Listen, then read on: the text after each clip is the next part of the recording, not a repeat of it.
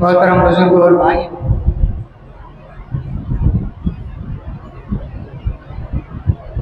गुज़श्ता 3 जुमों से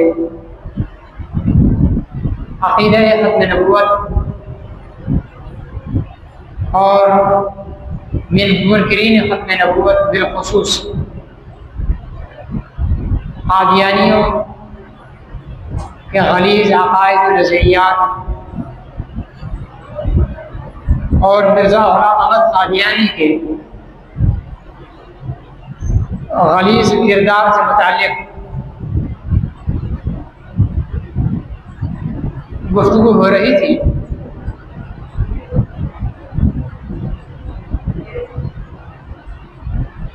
पाकिस्तान में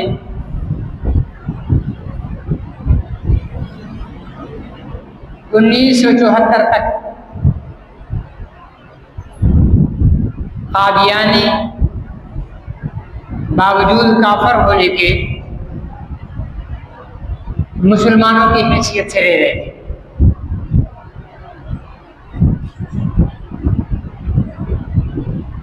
जब मिर्ज़ा ग़ुलाम अहमद कादियानी ने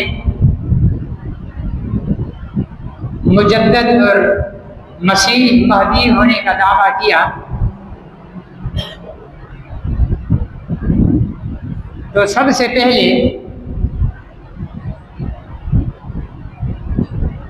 लुधियाना के उलमाए किराम ने मिर्ज़ा ग़ुलाम अहमद कादियानी के गुमराह और काफिर होने का फतवा दिया।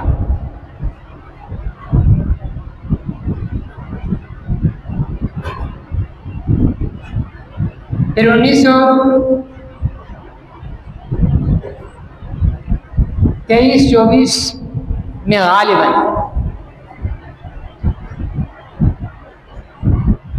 बहावलपुर में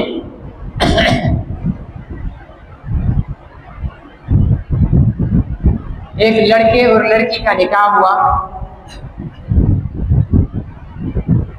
जैसे रिश्तेदार निकाह कर देते हैं फिर रुखसती बाद में करते हैं।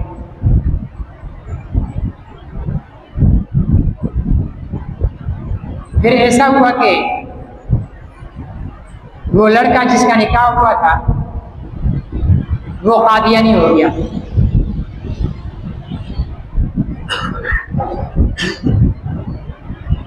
जब लड़की वालों को पता चला कि लड़का कादियानी हो गया है तो उन्होंने अपनी बेटी देने से इनकार कर दिया। कि कादियानी चूंकि काफिर हैं, मुर्तद हैं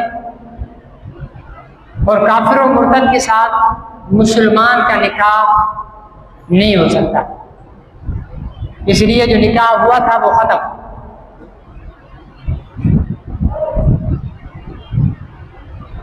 उस कादियानी ने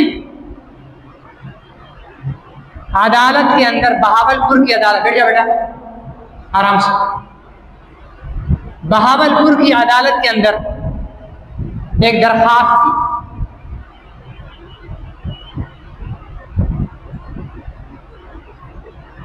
कि मुझे मेरे ससुराल वाले मेरी बीवी नहीं है और वो मुझे काफिर कह रहे हैं, जबकि हकीकत में मैं ही बेहतरीन मुसलमान हूं।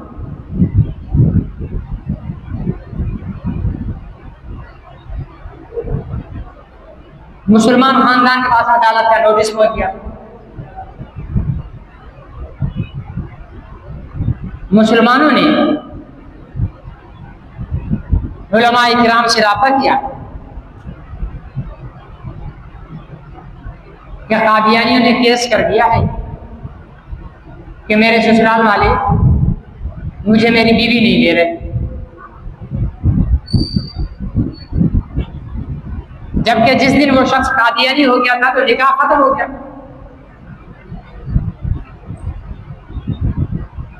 उलमाए किराम ने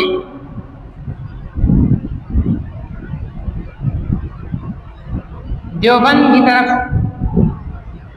वहां के मुहद्दिस कबीर सैयद अनवर शाह कश्मीरी रहमतुल्लाह अलैह, जो इस वक्त पूरी दुनिया में मदारिस में, मसाजिद में उलमा पढ़ा रहे हैं, इमामत करा रहे हैं, बयानात कर रहे हैं, वो एक दो वास्तों के साथ उनके शागिर्द हैं सैयद अनवर शाह कश्मीरी रहमतुल्लाह अलैह।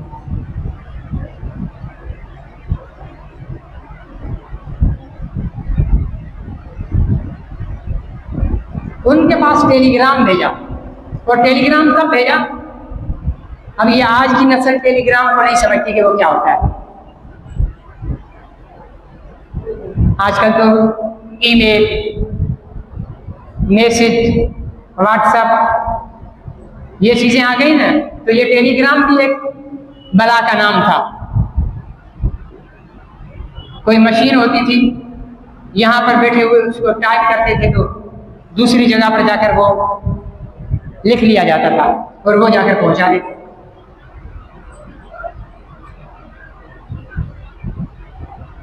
सैयद अनवर शाह कश्मीरी रहमतुल्लाह अलैह हज पर जा रहे थे। ढाबेल, ये इंडिया का एक शहर है ढाबेल, वहां रेलवे स्टेशन पर बैठे हुए थे।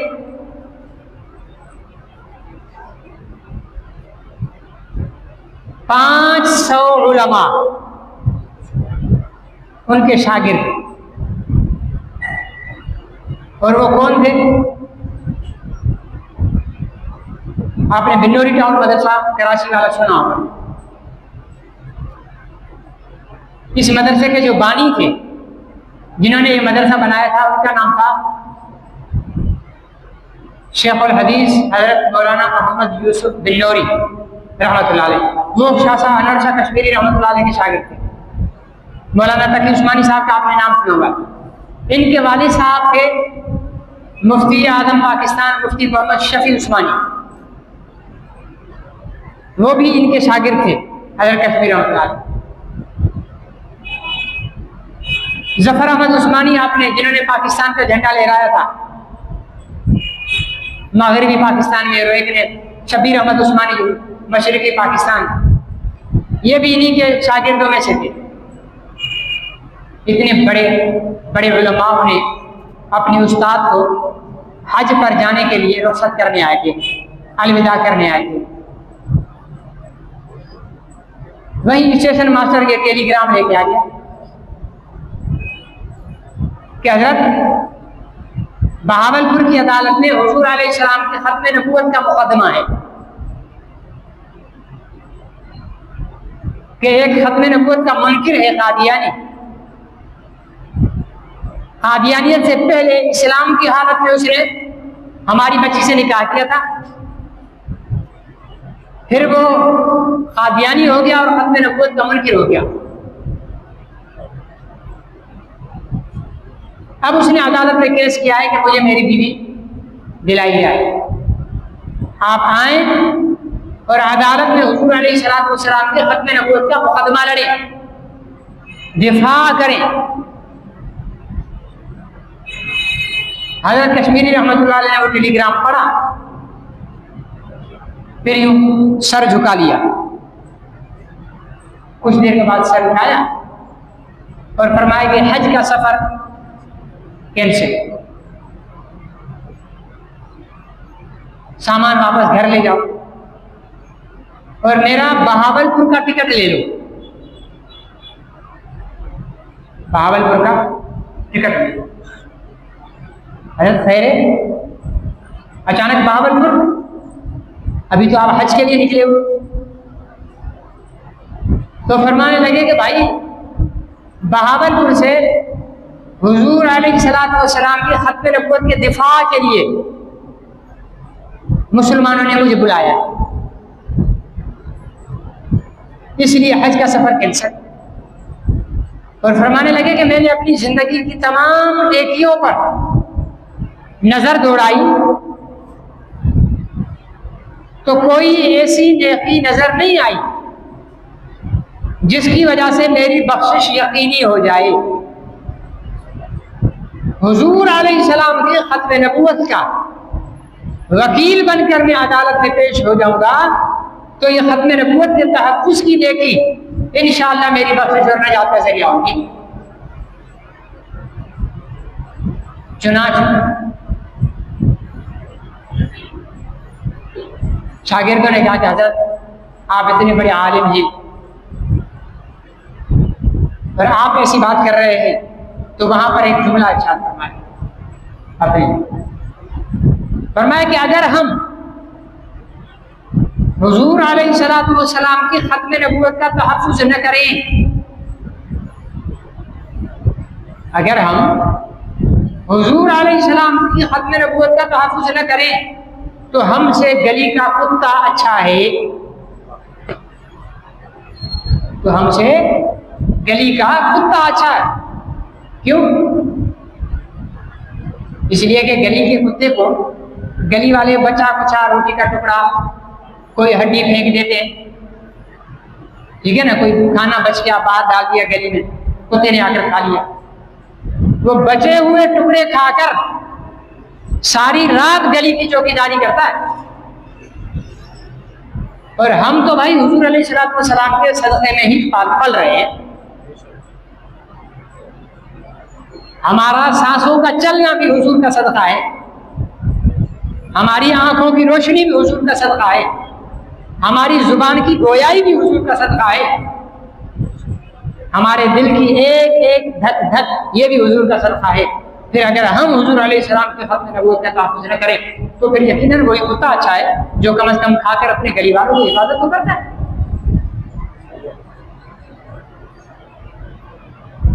हज़रत कश्मीरी रहमतुल्लाह अलैह ले आए तशरीफ, बहावलपुर मुकदमा चला, हजरत ने उम्मत का मौक़िफ़ पेश किया तो बहावलपुर की अदालत ने यह फैसला किया कि मिर्ज़ा ग़ुलाम अहमद कादियानी और उसके मानने वाले दायरे इस्लाम से खारिज और काफिर हैं, इसलिए ये बच्ची इस शख्स के पास नहीं जाएगी। ये पहला अदालत का फैसला था कादियानियों के कुफ्र पर।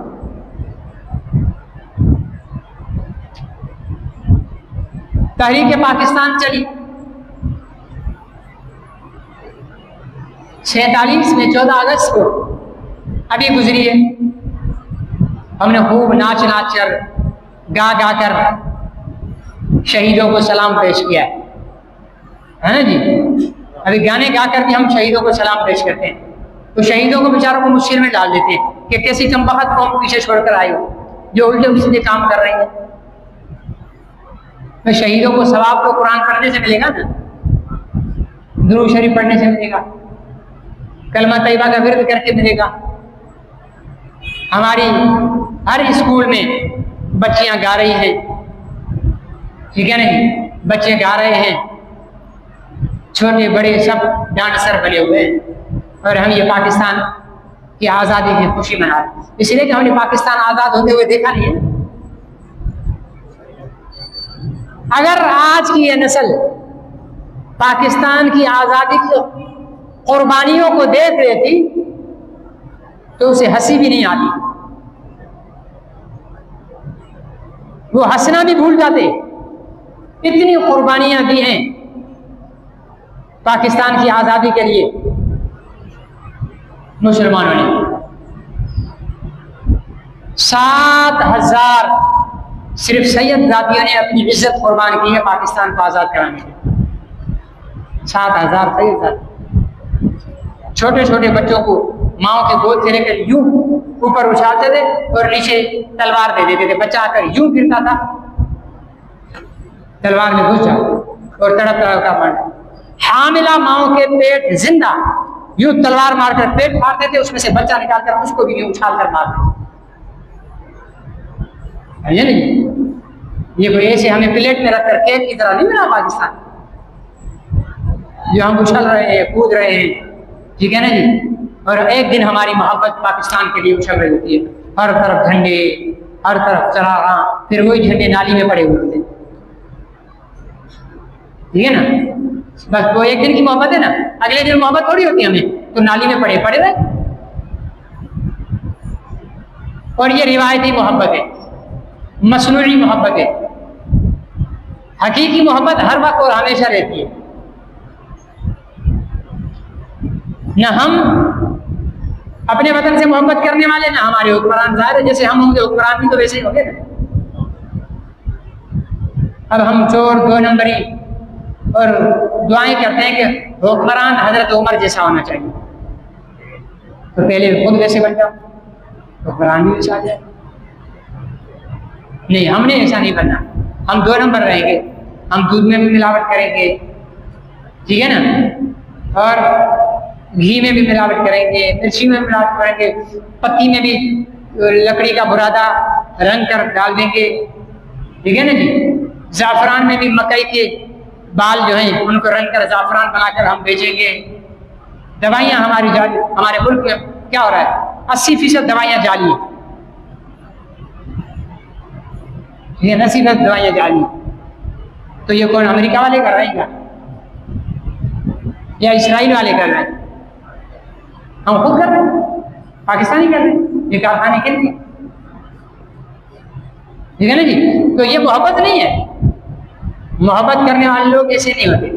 बहरहाल जब पाकिस्तान बना तो सारे मुसलमानों ने खुशी की, अल्लाह का शुक्र अदा किया कि अल्लाह ताला ने हमें एक आज़ाद वतन अता किया।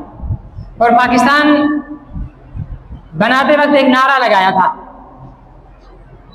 अब तो वो नारा हमारे फंक्शनों में लगता ही नहीं, भले स्कूलों में हो, कॉलेजों में हो, यूनिवर्सिटियों में हो, ठीक है ना। ये गाने चल रहे होते, नाच चल रहा होता, ठुमके लग रहे होते, उन्हें पता ही नहीं है कि नारा क्या लगा था। ये जो लाखों मुसलमान शहीद हुए थे, ये नारे ठुमकों के लिए थोड़ी शहीद हुए थे। ठुमके तो आज भी इससे ज्यादा इंडिया में ठुमके हैं। डांस तो आज भी इंडिया में ज्यादा होता है हमारे से, ठीक है ना। गाना बजाना आज भी है, इंडिया में ज्यादा है। तो इसके लिए थोड़ी होता, इसके लिए होता तो वहीं पर रह लेते। ये तो इसलिए हुए थे कि पाकिस्तान का मतलब क्या, ला इलाहा इल्लल्लाह,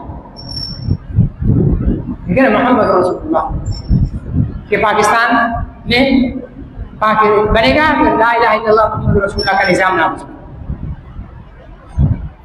ईमानदारी से बताओ, अभी ला इलाहा इल्लल्लाह मोहम्मद रसूलुल्लाह का निजाम नाफिज है हमारे यहाँ? नहीं है। मस्जिदें शहीद की जा रही हैं।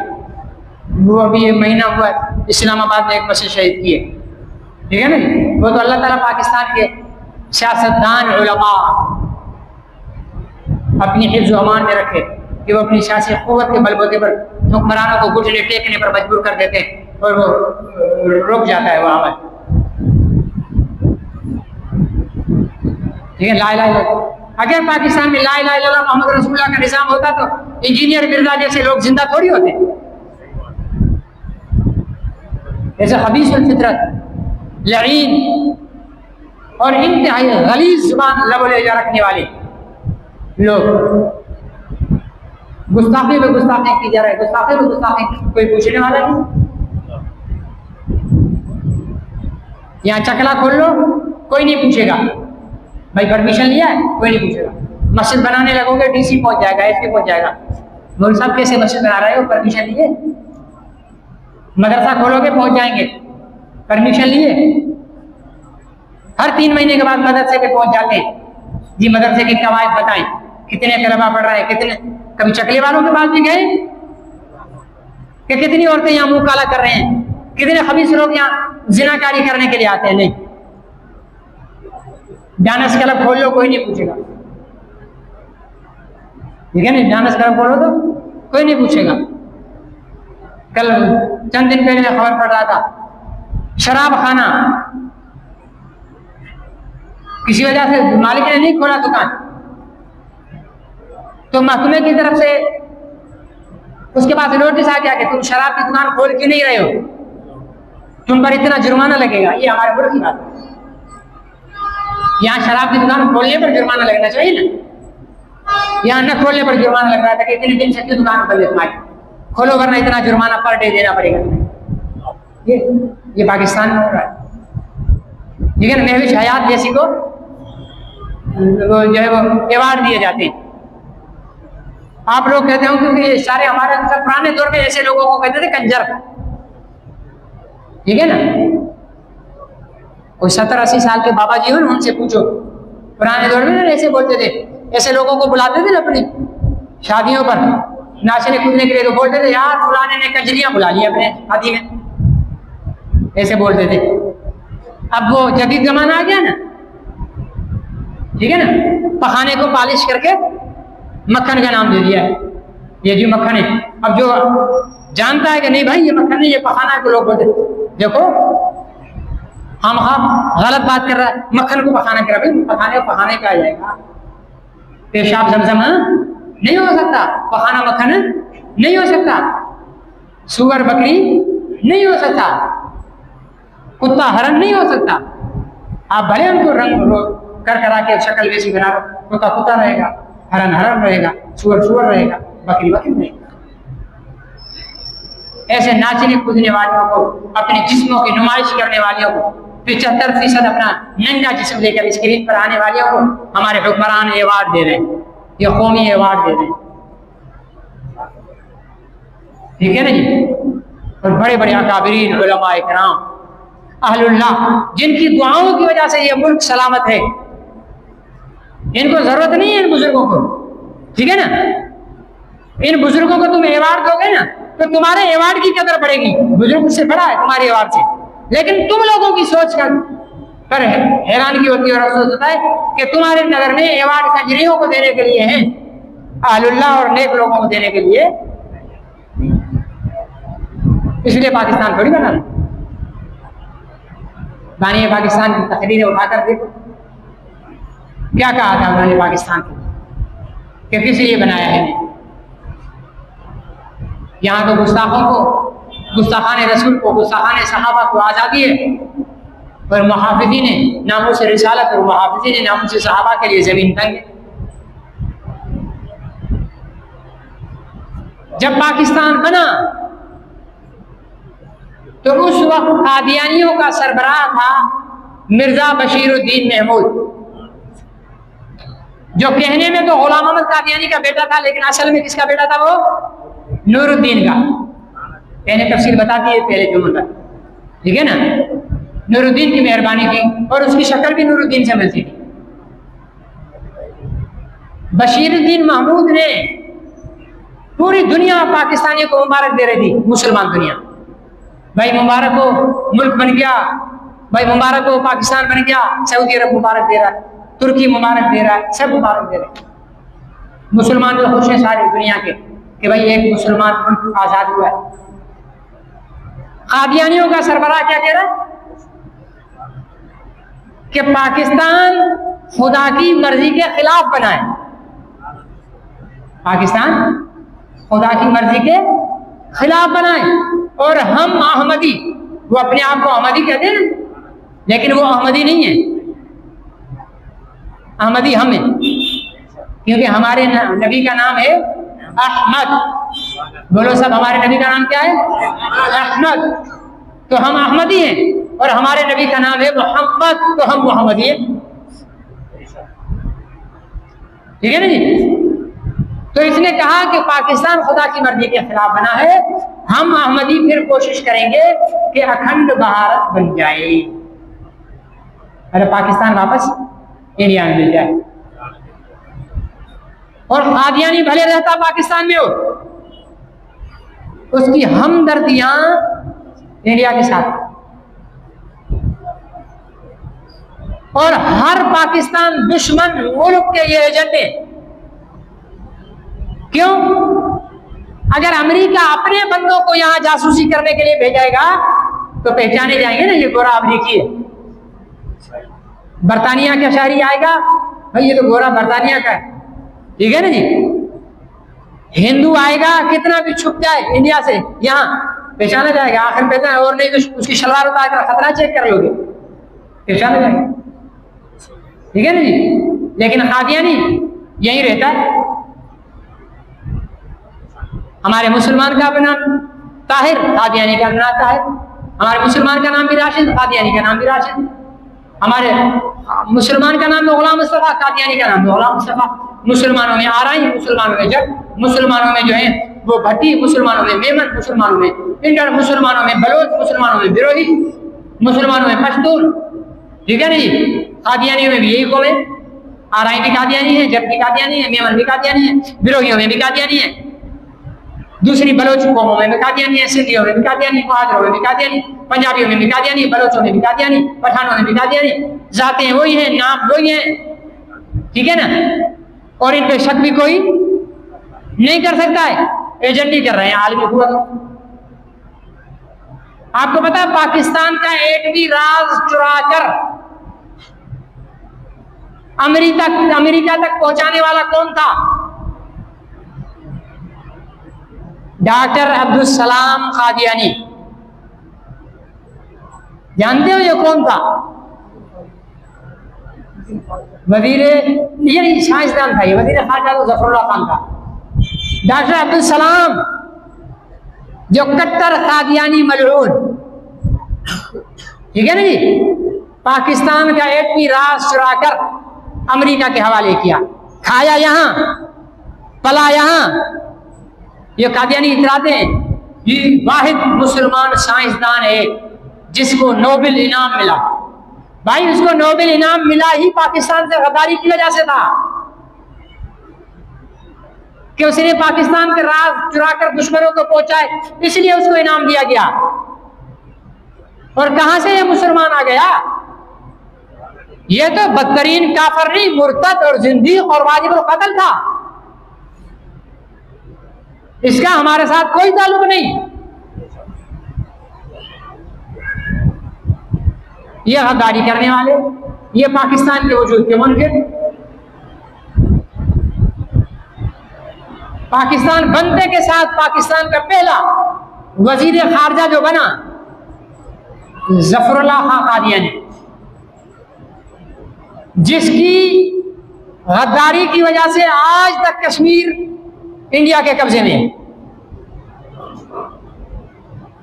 उसने फौजें उतार दी, हमारी फौजें जाने के लिए, जवाब देने के लिए निकल रही थी।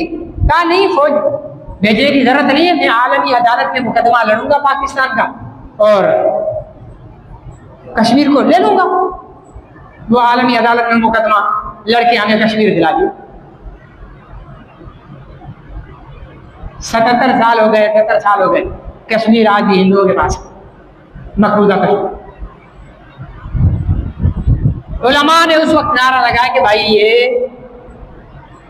गैर मुस्लिम है, कादियानियों को गैर मुस्लिम अक़लियत करार दो, फौज से कादियानी जर्नलों को हटाओ और तमाम कलीदी ओहदों से कादियानी को हटाओ, जफरुल्लाह खान कादियानी को वज़ारत खारजा से हटाओ।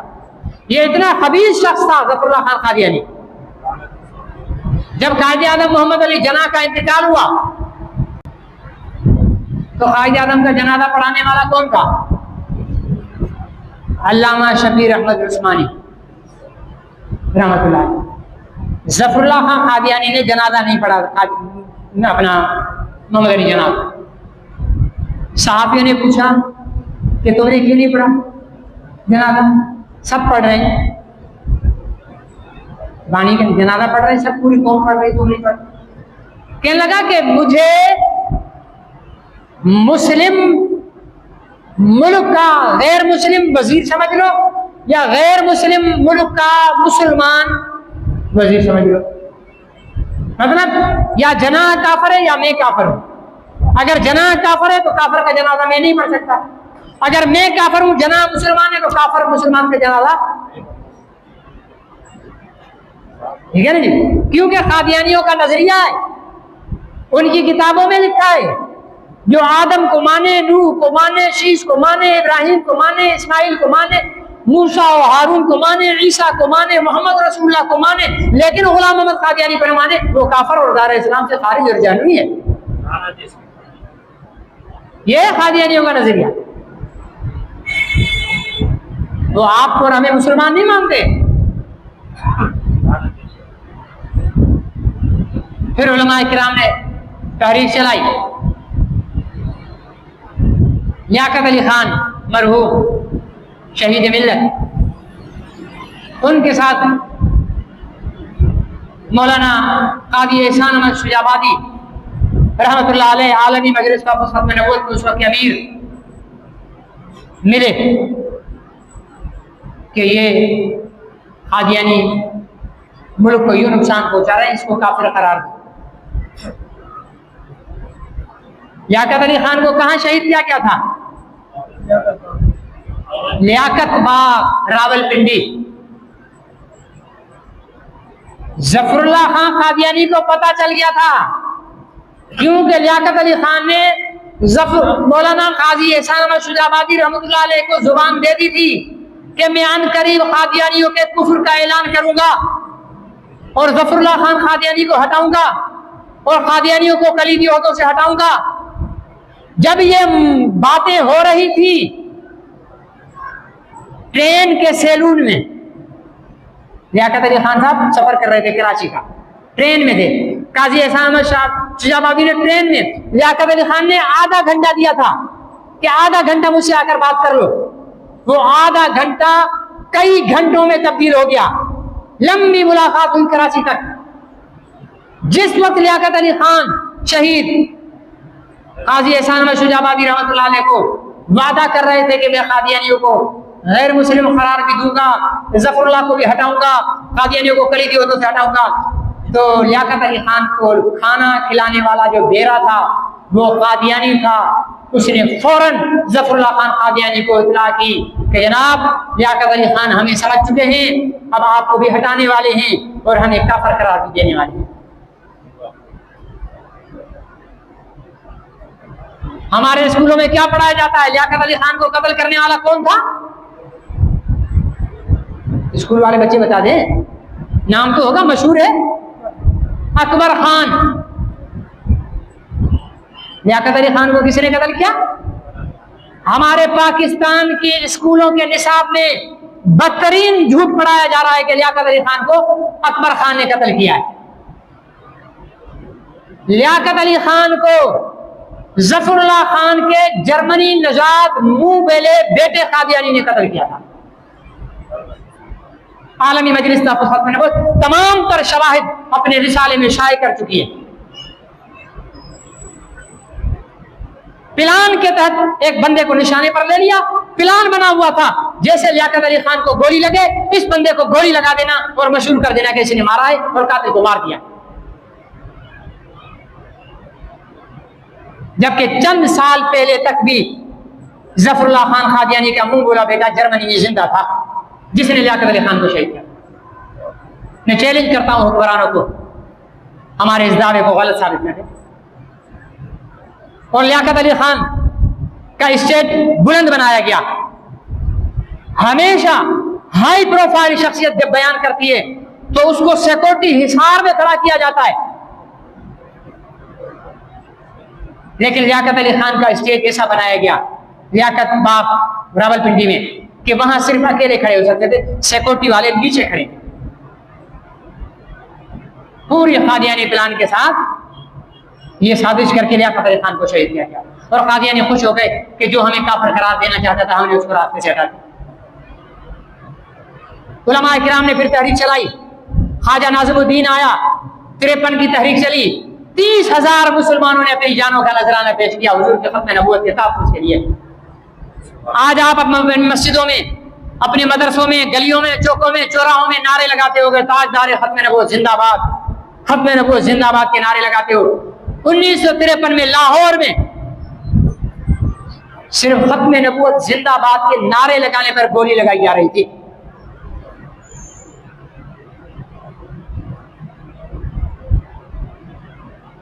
एक औरत अपने बेटे की बारात लेकर जा रही थी, लाहौर की गलियों से गुजर रही थी, गोलियों की आवाज आई। औरत ने पूछा, अम्मा जी ने पूछा कि ये गोलियां किस चीज की है? लोगों ने बताया कि मुसलमान हुजूर अलैहिस्सलाम के खत्म नबूवत के तहफ़्फ़ुज़ के लिए गोलियां खा रहे हैं। बारात को हाथ जोड़े, कहा कि वापस तशरीफ ले जाएं, यहां तक आने की ज़हमत की माजरत। और अपने बेटे के पास गई और कहा कि बेटा तुझे आज के दिन के लिए पैदा किया था, जा हुजूर अलैहिस्सलाम के खत्म नबूवत का नारा बुलंद कर और जामे शहादत नोश कर, कयामत के दिन तेरी बारात में मोहम्मद रसूलुल्लाह सल्लल्लाहु अलैहि वसल्लम को दावत होगी। बेटा भी शहादतमंद था, सेहरा उतारा, ठीक है ना जी, शेरवानी उतारी और सीधा मुजाहिदीन खत्म नबूवत के माल रोड पर जो जुलूस नारे लगा रहा था उसमें पहुंचा और बुलंद आवाज से नारा लगाया, खत्म नबूवत, गोली आई और शहीद हो गया। इस तरह 30,000 मुसलमान शहीद हुए लाहौर में। लाहौर में कादियानी जर्नेल के जरिए मार्शल लगवा दिया गया था। शाम को जब जुलूस आना बंद हुए तो लोग समझने लगे कि अब कोई भी नहीं आएगा, खत्म नबूवत के मुजाहिदीन और उलमा ने खत्म नबूवत थक गए हैं। तो एक 80 साल बूढ़ा नवाबजादा नसरुल्लाह खान बताते अपनी किताब में लिखते, 80 साल बूढ़ा बोला, मैंने अपने मकान की छत से देखा 80 साल बूढ़ा अपने 5 साल के पोते को समझा रहा है, बेटा बाहर चलेंगे, तू मेरे कंधे पर बैठना, मैं नारा लगाऊंगा खत्म नबूवत, तू बोलना जिंदाबाद। अपने पोते को सबक सिखाया, माल रोड पे पहुंचा और बुलंद आवाज से नारा लगाया खत्म नबूवत। पोते ने सबक के मुताबिक जवाब दिया जिंदाबाद। 2 गोलियां आई, पोता भी शहीद, दादा भी शहीद। इन्होंने अपनी जान दे दी, लेकिन तारीख रकम कर गए कि जब भी किसी दौर में मोहम्मद रसूलुल्लाह सल्लल्लाहु अलैहि वसल्लम की खत्म नबूवत पर मुश्किल वक्त आएगा तो ना 80 साल का बूढ़ा पीछे रहेगा, ना 5 साल का बच्चा पीछे रहेगा। ये लंबी कुर्बानियां दी गई। आगे 7 सितंबर आ रहा है, ठीक है ना जी।